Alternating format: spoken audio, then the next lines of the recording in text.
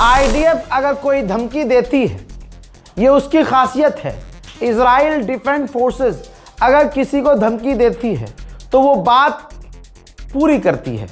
ये इजराइल का track record रहा है और अभी तक नए सुप्रीम लीडर का ऐलान न करना इस बात की दलील है कि ईरान की गवर्नमेंट जानती है कि अब जो भी नया सुप्रीम लीडर आएगा उसकी जान खतरे में है।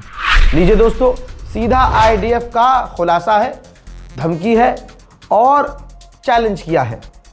इजराइल डिफेंस फोर्सेस ने कहा है जो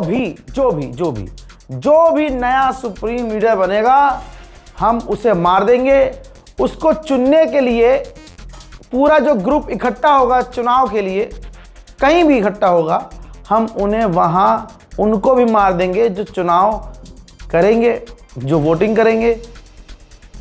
और जो नया सुप्रीम लीडर बन भी गया तो उसे हम कत्ल कर देंगे। गुंडागर्दी, इंटरनेशनल लॉ का उल्लंघन, जेनेवा कन्वेंशन लॉ का उल्लंघन, तमाम उल्लंघन यहां हो रहे हैं।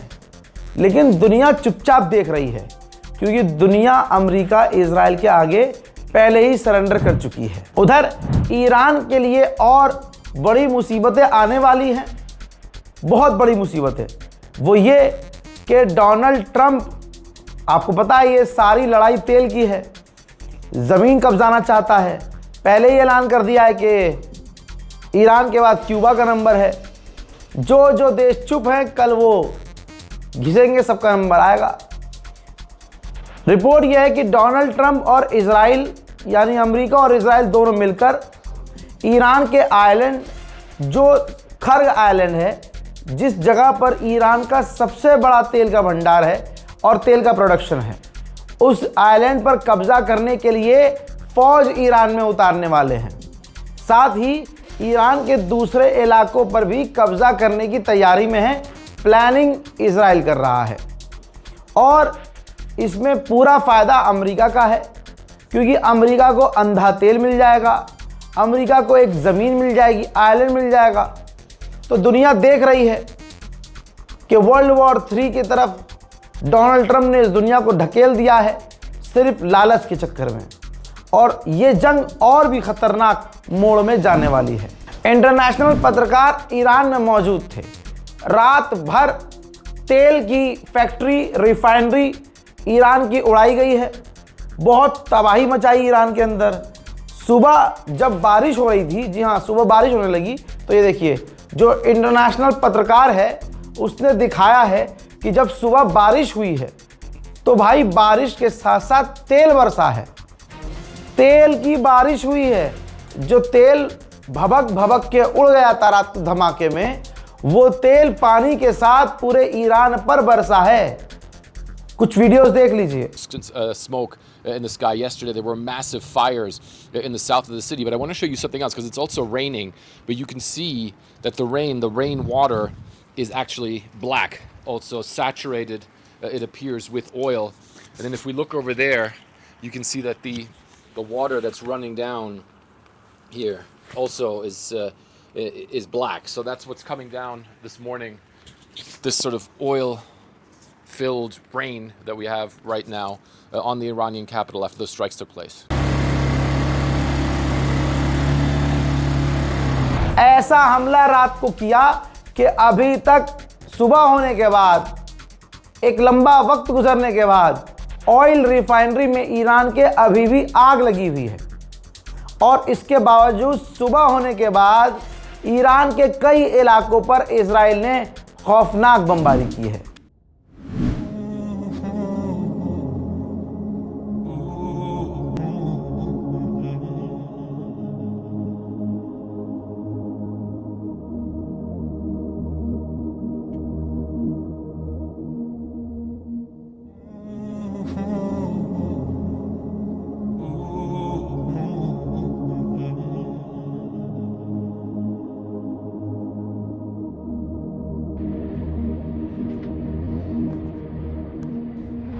वहीं दूसरी तरफ नेतन्याहू दुनिया के सामने आया और वीडियो के जरिए ईरान को धमकी दी और ऐलान किया कि ईरान के नए नए इलाकों पर अभी हम और हमले करेंगे। रात को ईरान के बुशहर पोर्ट पर भी हमला किया गया। देखिए, ये दोनों तस्वीर सैटेलाइट इमेज है। बुशहर पोर्ट पर हमला किया गया। मैं बार बार एक बात कह रहा हूं कि ईरान में कुछ मौलाना हैं, क्रिएटर्स, उनको मौलवियत में इंटरेस्ट नहीं है, उनको ज़्यादा इंटरेस्ट यूट्यूबर बनने में है, पत्रकार, ठीक है। तो वो ईरान का प्रोपेगेंडा चला रहे हैं कि यहाँ देखिए सब कुछ। अभी 3 दिन पहले तक रात को कार लेके निकल जा रहे थे, बाइक लेके निकल जा रहे थे, अपना ग्रुप लेके, ये देखिए जी हम तो यहाँ चाय पी रहे हैं, यहाँ सब कुछ ठीक है, ये प्रोपेगेंडा चल रहा है। कुछ पत्रकार झूठ बोल रहे हैं, खुद झूठा साबित हो रहा है बार बार। भाई, आपका मुल्क जंग में है, अभी इस जगह पर हमला नहीं हो रहा है, उस जगह पर हमला हो रहा है। धीरे धीरे हमला आपके पास भी होगा। तो दुनिया को वो ये बता रहे हैं, अभी तक बता रहे थे कि सब सेफ है, ईरान में ऐसा कुछ नहीं है, दूसरी जगह, मतलब वो ये भी कंफर्म नहीं कर रहा था कि दूसरी जगह हमला हो रहा है। और हम यहाँ दिखा रहे हैं कि भाई हमले हो रहे हैं। तो कौम को 2 टुकड़ों में बांटने का काम ऐसे मुल्ला कर रहे हैं, मौलवी कर रहे हैं, जिनको यूट्यूबर बनना है। भाई, मौलवियत में पैसा कमाओ अपना, तुम क्यों कौम को भाई बहका रहे हो? अच्छा, यूट्यूबर बनना है तो सच्चे यूट्यूबर बनो, कौम को काहे अंधेरे में धकेल रहे हो भाई? कल वीडियो बना रहा था कि यहाँ सब कुछ सही है, ट्रैफिक लगा हुआ है, कार चला के दिखा रहा है दुनिया को, देखो जी यहाँ। भैया, जिस जगह हमले नहीं हो रहे हो आप वहाँ की वीडियो बना रहे हैं। अमेरिका, इजराइल, दूसरे तेहरान वहरान के इलाकों में तो बमबारी कर रहे हैं, जिनके विजुअल सामने आ रहे हैं। तो देखिए, किसी एक देश का प्रोपेगेंडा आप चला रहे हो, ये बहुत गलत है यार। ईरान का जो नुकसान हो रहा है वो भी बताओ, अमेरिका का जो नुकसान हो रहा है वो भी बताओ। लेकिन वो एक एजेंडा लेके चलते हैं, दूसरे को झूठा बोलते हैं, सर पे मामा खुद रखते हैं और झूठे साबित हो जाते हैं। पता नहीं क्या हो गया है उम्मत को यार। ईरान के नेशनल सिक्योरिटी काउंसिल के हेड अभी तक ईरान को चला रहे हैं और जो बोला उन्होंने वो किया। अरब पर हमले जारी हैं, अमेरिका के ठिकानों को निशाना बनाया जा रहा है। ये आदमी अभी तक अमेरिका और इजराइल के निशाने पर नहीं आ पाया है। डोनाल्ड ट्रंप ने क्या कहा कि ये जो लारिजानी है ये पूरे मिडिल ईस्ट पर कब्जा करना चाह रहा था, अब उसने सरेंडर कर दिया है। सरेंडर इसके हिसाब से हजरात, गधे का गू और ट्रंप की बात दोनों एक है।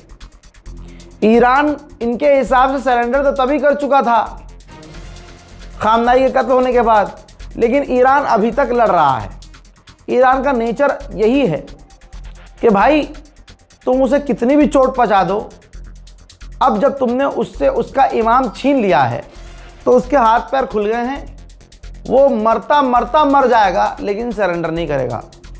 ये फारस के लोग ऐसे ही होते हैं, इतिहास उठाकर देख लो। उधर अमेरिकी ऑफिशियल ने रूस को पैगाम दिया है कि ईरान की मदद ना करें। सुनिए। Mr. Witkoff, have you communicated to the Russians not to send targeting information and other assistance to the Iranians?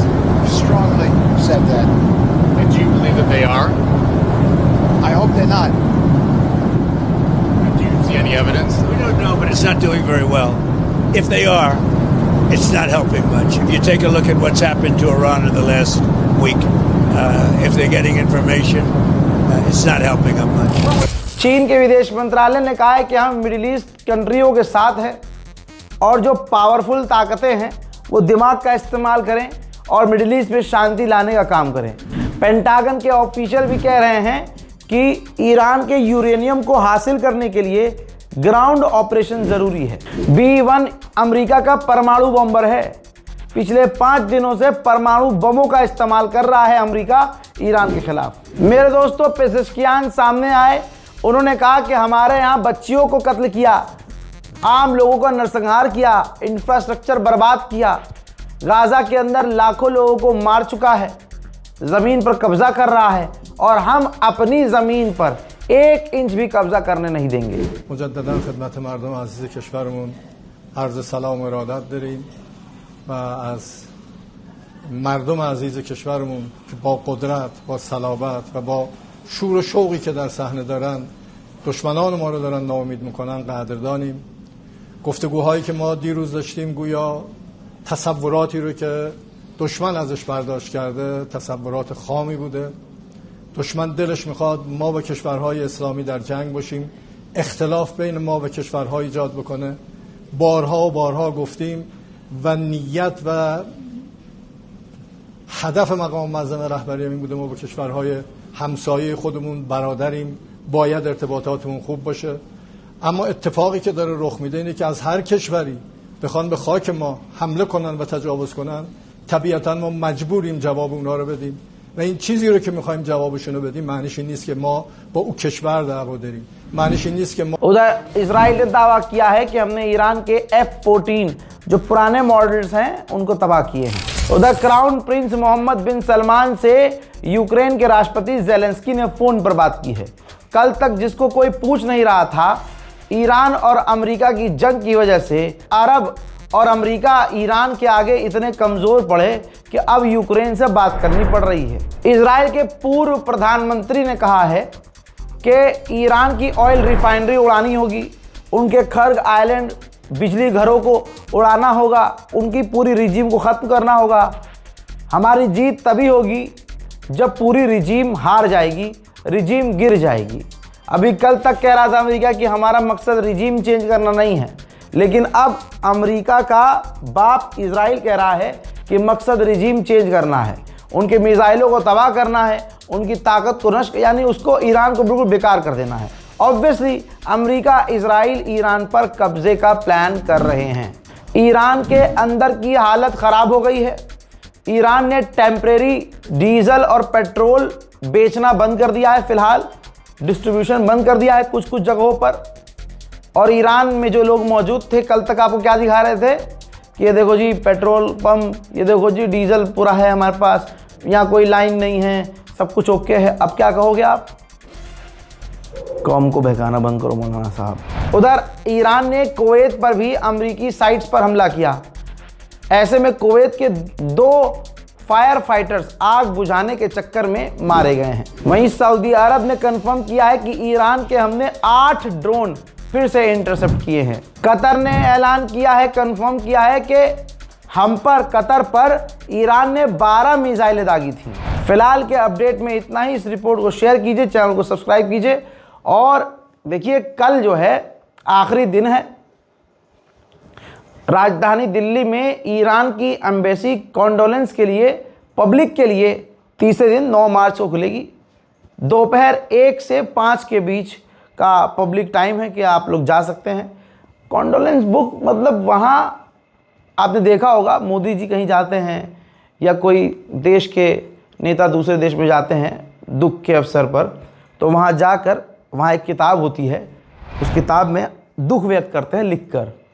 आपको जो भी ऐसे ही ईरान के एम्बेसी में जाना है और ईरान के एम्बेसी में जाकर उस किताब में अपना दुख व्यक्त करना है खामनाई के लिए, ईरान के लिए। जो आपके दिल में है वो आप चंद शब्दों में लिख सकते हैं। और भाई जाहिर सी बात है, जिसके यहाँ इंतकाल हो और वो परिवार आपका गरीबी हो तो जाना बनता है। तो ऐसे ही ईरान की एम्बेसी 2 दिन खुली हुई थी, कोई ज़्यादा लोग गए नहीं। अब कल आखिरी दिन वो खुलेगी पब्लिक के लिए 9 मार्च, और मैं ख़ुद पहुंचने की कोशिश कर रहा हूं। दोपहर 1-2 के बीच में मैं पहुंचूंगा इंशाअल्लाह। यहाँ से वहाँ पहुंचना बहुत मेरे लिए मुश्किल है, लेकिन हमारी पूरी कोशिश है कि मैं वहाँ पहुँचूँ। और उम्मीद है कि जो दिल्ली में कम से कम लोग रह रहे हैं मुसलमान, वो आधा घंटा 1 घंटा निकाल कर ईरान एम्बेसी पहुँच सकते हैं। हम ईरान तो नहीं जा सकते, हम कुछ नहीं कर सकते, लेकिन कम से कम यार जो हमारे हाथ में है वो तो करें। मिलते हैं कल। जय हिंद।